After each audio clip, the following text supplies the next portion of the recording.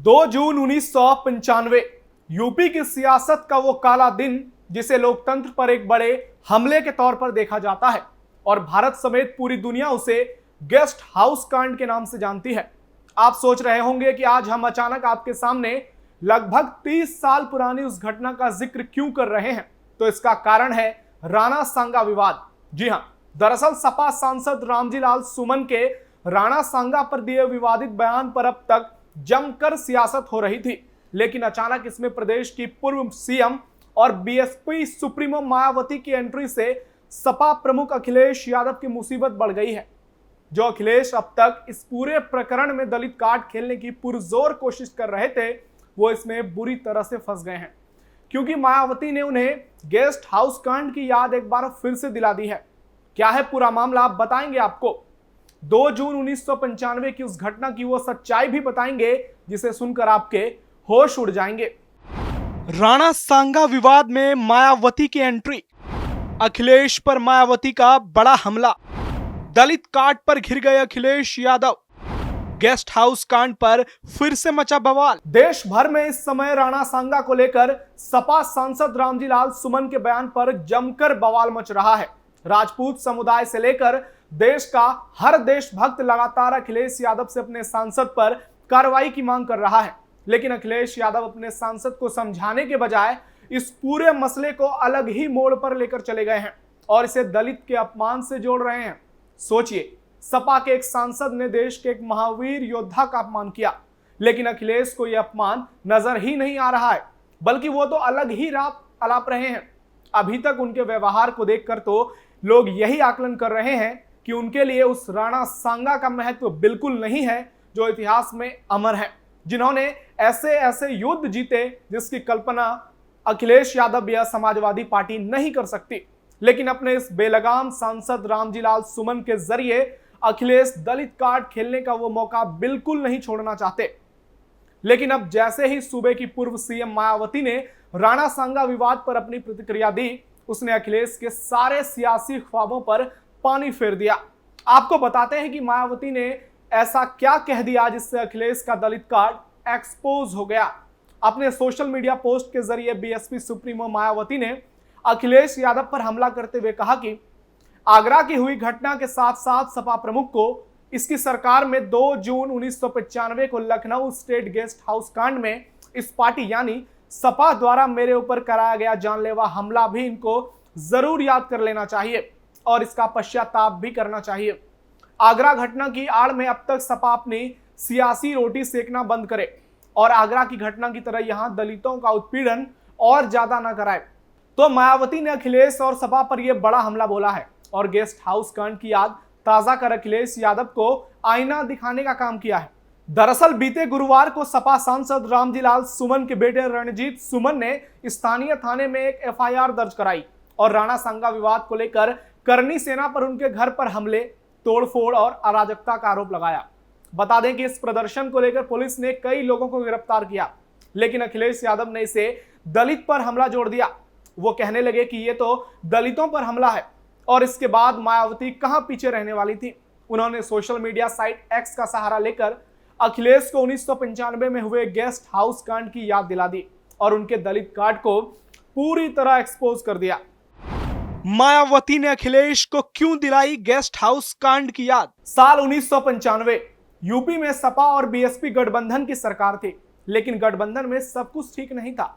23 मई 1995 को तत्कालीन CM Mulayam Singh Yadav BSP संस्थापक काशीराम से कुछ जरूरी बातचीत करना चाहते थे, लेकिन काशीराम ने मना कर दिया और उन्होंने बीजेपी नेता लालजी टंडन से फोन कर बीजेपी और बीएसपी की गठबंधन की बातचीत की।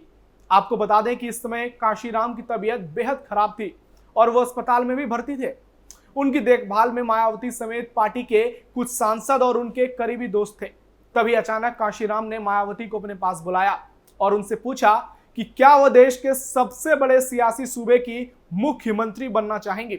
जी हां, काशीराम ने मायावती से स्पष्ट पूछा कि वो यूपी की सीएम बनेंगी क्या, और इसे लेकर तैयारी भी तेज हो गई। फिर आया 2 जून 1995 का दिन, जिसने यूपी के सियासी इतिहास पर काला धब्बा लगा दिया। बीएसपी नेता मायावती लखनऊ के स्टेट गेस्ट हाउस में अपने विधायकों के साथ एक जरूरी मीटिंग कर रही थी। तो दूसरी ओर बीएसपी के सरकार से समर्थन लेने की खबर ने मुलायम सिंह यादव को परेशान कर दिया था। वो छटपटा रहे थे, वो इस तरह से सत्ता को गंवाना नहीं चाहते थे। गुस्से में आग बबूला मुलायम सिंह यादव ने उसी समय अपने कई समर्थकों को एक खास काम देकर गेस्ट हाउस भेज दिया। लेकिन पहले ही बीएसपी के एक बागी नेता राज बहादुर की अगुवाई में 12 विधायक टूटकर सपा के पाले में आ गए। लेकिन दल बदल कानून के अनुसार बीएसपी के 67 में से कम 1/3 विधायकों का पार्टी से टूटना जरूरी था, जो अब तक नहीं हुआ था। ऐसे में मुलायम ने अपने समर्थकों को सीधे तौर पर यह कह दिया कि बीएसपी के कुछ विधायकों को अपनी ओर लाना है, चाहे समझा बुझाकर लाओ या फिर धमकाकर। ऐसा उस समय के जो चश्मदीद हैं उनका कहना है। मुलायम सिंह यादव के समर्थकों की फौज गेस्ट हाउस पहुंच गई और करीब 4 बजे से हिंसा करना शुरू कर दिया। 2 घंटे तक चली हिंसा में सपा और बीएसपी के कई लोग घायल हो गए। कई कार्यकर्ताओं को चोट आई और गंभीर चोट आई। वहीं बीएसपी विधायकों ने बड़ा आरोप लगाते हुए कहा कि गेस्ट हाउस के कॉन्फ्रेंस रूम से कुछ विधायकों का सपा समर्थकों ने अपहरण करने की भी कोशिश की। ये बहुत बड़ा आरोप था। बंद कमरे में मायावती के साथ हुई बदसलूकी। जब सपा समर्थकों से संघर्ष चल रहा था, उस दौरान मायावती अपने समर्थकों के साथ एक कमरे में चली गई और उसे अंदर से बंद कर लिया, क्योंकि उस दौरान वहां का माहौल बहुत ही खराब हो चुका था। तभी सपा समर्थकों ने उस गेट को पीटना शुरू कर दिया जिसमें मायावती बंद थी। इस दौरान मायावती को जाति सूचक और लिंग सूचक गालियां दी गई, उन पर भद्दी टिप्पणियां की गई। जी हां, आप सोचिए, एक मौजूदा मुख्यमंत्री ने उस समय वो अपने समर्थकों को यह कह दिया कि उन्हें सरकार बचानी है, उसके लिए आपको जो करना है आप करो। और एक बड़ी नेता, एक दलित समाज की नेता, उनके साथ ऐसी जाती हुई उन्हें गालियां दी गई। उनके साथ जिस तरह से एसपी के समर्थक पेश आए, उस घटना को जानकर वाकई में आप ये सोचने पर मजबूर हो जाएंगे कि सियासत क्या है।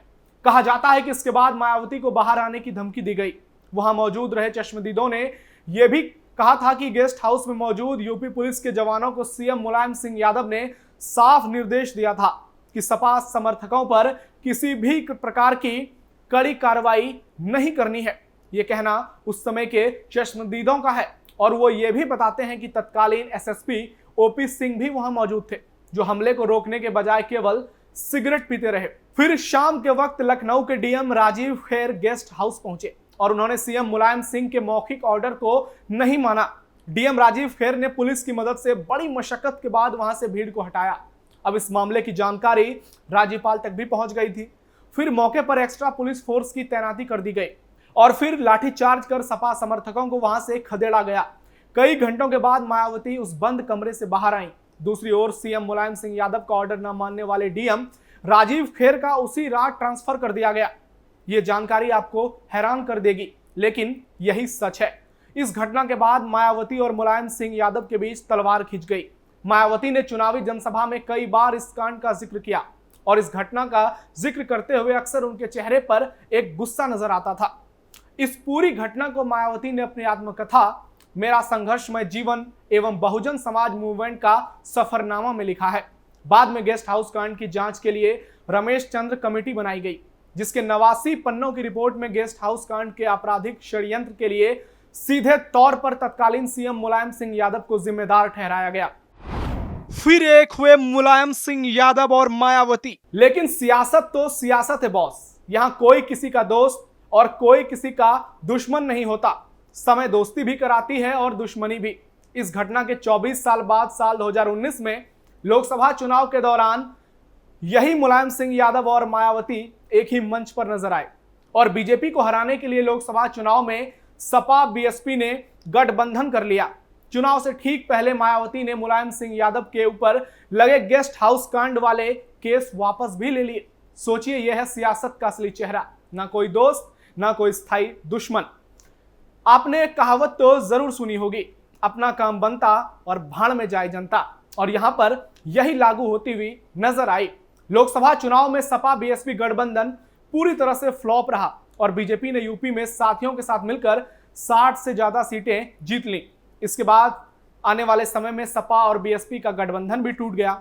हालांकि 2024 के लोकसभा चुनाव में सपा 37 सीटों के साथ प्रदेश की सबसे बड़ी पार्टी बन गई, जबकि मायावती को निराशा ही हाथ लगी। और अब अखिलेश की नजर उनके वोट बैंक पर है, क्योंकि मायावती अभी जिस लय में चल रही हैं, ये देखकर नहीं लगता है कि उनके पास उनका जो बहुत बड़ा वोट बैंक हुआ करता था वो मौजूद है। लेकिन मायावती ने राणा सांगा मामले में बयान देकर न सिर्फ अखिलेश को चारों खाने चित कर दिया, बल्कि एक संदेश भी दे दिया कि देश का दलित अभी भी मायावती के साथ है।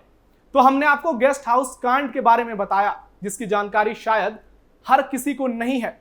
वहीं राणा सांगा पर सपा सांसद के बयान का मामला खत्म होने का नाम नहीं ले रहा। अब देखना होगा कि मायावती के बयान का अखिलेश के पास क्या कोई जवाब होता है, क्योंकि उन्होंने जो दलित कार्ड खेलने की कोशिश की वो तो पूरी तरह से फेल हो गया है। फिलहाल स्पेशल स्टोरी में इतना ही। आप जुड़े रहिए कैपिटल टीवी उत्तर प्रदेश के साथ। नमस्कार।